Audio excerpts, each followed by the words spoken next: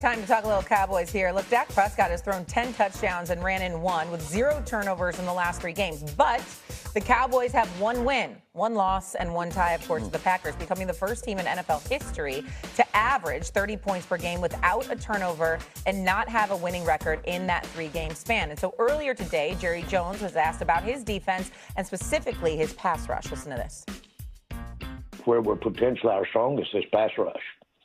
And we've got the most capable pass rushers that we've had, and we've got the ability to really rotate our players, which is very important in pass rush because that's probably you exert more energy there than any place else.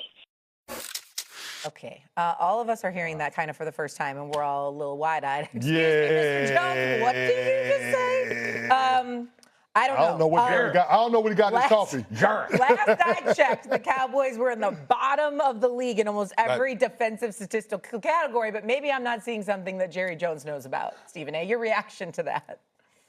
That's my Libra buddy. Happy birthday. Turned 83 yesterday. All the best to you.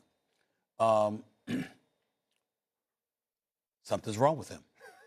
Something's wrong with him. I mean, it's like, how do you know, this is the thing about Jerry, man. It's like, you know, this man will double down with the best of them, man. It's like you traded Micah Parsons. Clearly, it was not the wisest thing to do. Clearly, it was going to compromise your pass rush. As Shea highlighted and pointed out so accurately, total yards dead last. Score, I'm talking about their defense. Yeah. Score, total yards dead last. Scoring 31st. Passing yards dead last.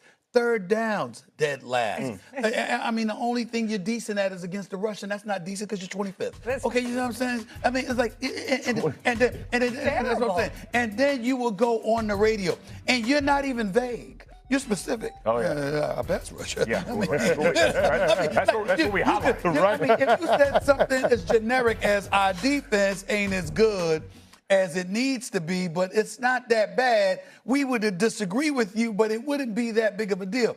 But it's the specificity. It's how direct and how you pinpoint something, and you're so wrong about it. So wrong. So false about it. And it just makes me look, and I've told him, you know, he don't give a damn about what I say half the time, but I've looked him in the face, and I've literally, you know, I'm worried about you.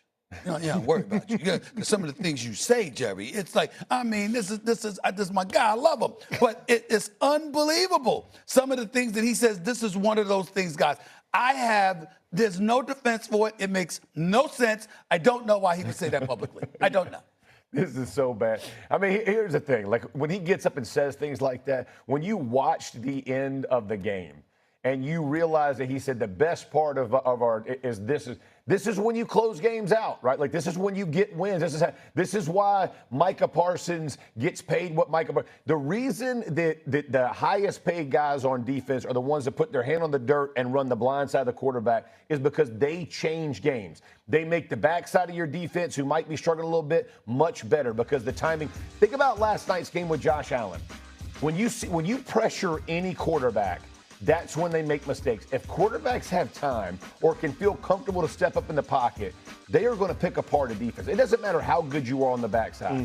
So when Jerry talks about that, if your defensive front was that good, you wouldn't be dead last in every category. Exactly. I mean, it's like when he's talking about, I don't understand what he's trying to say. Like, hey, maybe in one-on-one, he watches one-on-ones at practice and they look really good. But that ain't how football is played. You know it and I know it. At some point, you have to close games out, and they cannot get it done defensively. This team has been atrocious. It's not just coaching. It's all of the above. But to act like you got highlights and you got players on that front, they're going to make a difference. It's crazy. Listen, I don't want to disparage the people that are actually responsible for the product that's on the field. I think they're doing the best that they can do given the hand that they were dealt, right? Right. Because Jerry Jones, if you were going to trade the best player on the team, the most valuable asset the franchise has, do you do it earlier in the offseason? That's right. When you have an opportunity to mitigate the impact that loss has on your football team for the upcoming season. You don't mean the week before the season? No, week before the season. Probably not the best idea. Okay. Probably not the best idea. Probably not the best time. Yeah, 5 minutes before we start, we should change something? Okay. Yeah, being able to have a pass rusher like Michael Parsons might have helped out on that fourth down when they go to Hunter Renfrow when he's routing up your secondary. It might have helped out. Maybe. Just a little. It might help out with Rico Dowdle not hitting his head on the goalpost. Yeah. And having 240 yards. It might help out if opposing quarterbacks ain't sitting back taking pictures, calling their family and everything before they throw a damn pass. They're getting over 400 yards a game. Over 400 yards a game. Yeah, this is not on Matt Eberflus. That's work. This is not on Matt Eberflus. No, it's you can have Vince Lombardi, Bill Parcells, and Bill Belichick all in the booth calling the plays for the defense. It ain't gonna help that defense. Right. They just don't have the pieces. Yeah, the dudes. They don't have the guys. The dudes matter. But for Jerry to sit up there and be like, and look how great our pass rush is. It's like, come on, man. What do you want us to say? You want to sit up here and just be like, that's accurate. Yeah. Yep. That's it. But Shay, you know what time it is. You know what time it is. When folks get in the fourth quarter, they have a little less filter. They just say what they want to say. They want to believe what they're going to believe. And you're not going to change Jerry Jones' mind that it was the right decision for him to move on from Michael Parsons, even though we all acknowledge that it was probably a terrible decision. Right. And if you're going to make that move, the timing of it could not have been worse. Right. And here's the thing with the Jerry thing and the Michael Parsons. If this is your principle, like if you think, hey, this is just how I'm going to do business, and you stand on that, we gave up, but admit it. Like, don't get 4 weeks of the season and go, hey, we got rid of Michael, but we're still our defensive front is still vicious. No, it's really not, right? Like, and be honest, we gave away that guy. We knew this was going to be a problem. We're trying to figure it out. We're trying to work through it. Take pressure off of them instead of adding more pressure about how good they are. Like, be like, hey, we're going to try to group this thing together. We're going to put some plans together. We're going to figure this out. We're trying to help Eberflus. But now you're like leaving them on an island. Like, oh, no, they're really good. They should be doing better. It pains me. It pains me for these guys. I don't know. I don't know what to say about the Cowboys. To be as efficient as they are offensively, you know what to say. You just feel like you know what to say. You just want to be nice. You just want to be nice. I mean, they don't have. Listen, take the D out of defense. Take the D. I've called them the Dallas Cowboys. While I was in Dallas, I called them the Dallas Cowboys. Just take the D out of it. The hell is a D for? You don't have a defense, okay? That's what's going on in Dallas. They have no defense whatsoever. They're considered soft. Nobody's worried about them. That's why a Rico Dowdle. No, this is not. I mean, went out there looking like Emmitt Smith. You know what I'm saying? Rico been balling the last couple weeks. I understand that last couple weeks. But Andy told him he was going to come. That's the way I'm going. Yeah. A Rico Dowdle. You understand what I'm saying? This ain't some Christian McCaffrey or somebody like that. No, this ain't Bijan. I'll tell you right now. This is Rico Dowdle said, yo, I'm coming. Yeah. Buckle up. And then ate them up. Strapped it on and put it on them. So whoever the running back that's playing the Dallas Cowboys that week, start him on your fantasy team. That's right. You say Rico Dowdle ate Christian McCaffrey or Bijan Rob.